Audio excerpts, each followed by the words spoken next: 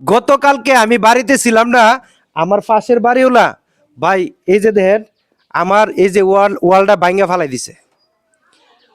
ফালাই দিছে এখন ইট গুলাই না এই যে এখানে টুহাই রাখছে এই যে দেখেন ইট এই যে এগুলা কিন্তু লাগানো ছিল, লাগানো ইটগুলা কিন্তু এখান থেকে মাইনা টুহাই টুহাই এনে রাখছে।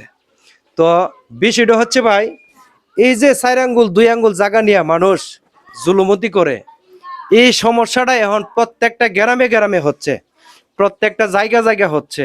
আজকে 3 নম্বর ওয়ার্ড নিয়ে একটা মিটিং, এই জায়গা নিয়ে মানে ভাইদের অংশ নিয়ে বইনেতের অংশ নিয়ে। আর গতকালকে এক প্রবাসী আমাকে ফোন দিয়ে প্রায় আধা ঘন্টা হোয়াটসঅ্যাপে ওনার সাথে আমার কথা হয়েছে। উনি বলতেছে যে ভাই আজকে 26 বছর যাবত আমি প্রবাসে থাকি। এখন আমার ভাই একটাই ভাই, আমরা 2 ভাই, মানে একটাই ভাই। এই ভাইটারে আমি নিজের টাকা দিয়ে আমি প্রবাসে আনছি, কিন্তু সে প্রবাস করে নাই, প্রবাসে থাকে নাই, সে বাড়িতে চলে গেছে। বাড়িতে গিয়া আমার সই সম্পদ তখন সব হেড বুক করে হাওয়ার চেষ্টা করতেছে। মানে আমি ধ্যান দরবার করছি, মামলা করছি, কোনোভাবেই হের লগে পারতেছি না। হ্যাঁ আমার বিভিন্ন ধরনের আমার হুমকি দিচ্ছে। এখন ভাই আমি কি করতে পারি? তখন আমি আমার মতো বিভিন্নভাবে ওনাকে বুঝাইলাম যে এখন উনি বাড়িতে মানে যে বিল্ডিং করছে এই বিল্ডিং পর্যন্ত সে দখল করতে চেষ্টা করতেছে। তো এই ধরনের ঘটনা কিন্তু এখন প্রত্যেকটা গ্রামে গ্রামে ঘটতেছে। আমার আমার নিজে বাস্তব চোখে একটা জিনিস দেখা যে 2 ভাই এক বিল্ডিং এ ছিল, এক বিল্ডিং এ ছিল। এখন লাস্টে দা হেরার মধ্যে এত বাগার বয়সের মতো চলাফেরা শুরু হয়ে গেছে।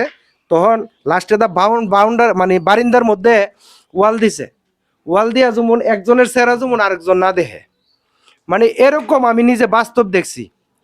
তো যারা প্রবাসী আছেন, যারা বিল্ডিং করার প্রিপারেশন নিচ্ছেন, ভাই আপনাদের কাছে আমার একটি রিকোয়েস্ট, আপনারা মানে ভবিষ্যৎ পরিকল্পনাটা করে এবং জায়গা সেপারেট করে বিল্ডিং করার চিন্তা করুন, না হইলে ভবিষ্যতে বড় ধরনের ঝামেলা আসতে পারে।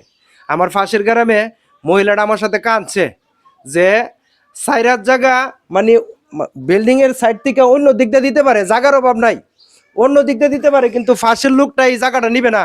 ওখান বিল্ডিং সাইরাত ভাঙ্গে বাধ্য হয়েছে জায়গাটা দেওয়ার জন্য। যখন বিল্ডিংটা ভাঙ্গে তখন ওই প্রবাসীর মা আমার কাছে কাঁদছে আর কইছে দেহ এত সুন্দর করে আমার ফোটাতে বিল্ডিংটা করছে, এই বিল্ডিং এর সাইরাত জায়গা এখন আমার ভাঙ্গিয়া এখন জায়গাটা দেওয়ান লাগতেছে। কিন্তু আমি কিন্তু জায়গাটা এই দিকটা দিতে পারি, আমি সেই দিকটা দিতে পারি, আমার জায়গা আছে, কিন্তু ওই দিকটা নিবে না, ওই দিকটা নিবে না, হ্যাঁ সুজা এই দিক দিয়ে নিবে। তো প্রিয় বন্ধুরা, আসলে আমরা কেউ চিরদিন থাকবো না, কিন্তু আমাদের আচরণ স্মৃতিগুলো থেকে যাবে। একটু জাগার জন্য, একটু আপনার সুবিধার জন্য আরেকজনকে অচল করেন না। আর এই অচল করলে আপনার কাছে আজকে সুবিধা মনে হচ্ছে যে আমি হেরে হতি করে নিলাম, এই হতি হবে না ভাই, এই হতি হবে না, এই হতি আল্লাহ হেরে ঠিক করে দিবে, এর চেয়ে 3 গুণ দিতে পারে।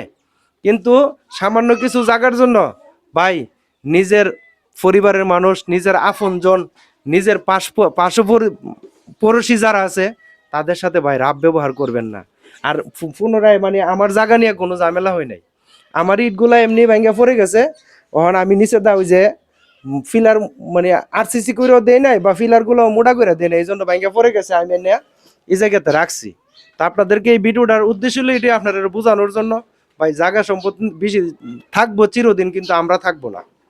তো ধন্যবাদ, সবাই ভিডিওটা শেয়ার করে দিবেন, সবাইকে দেখার সুযোগ করে দিবেন। আসসালামু আলাইকুম।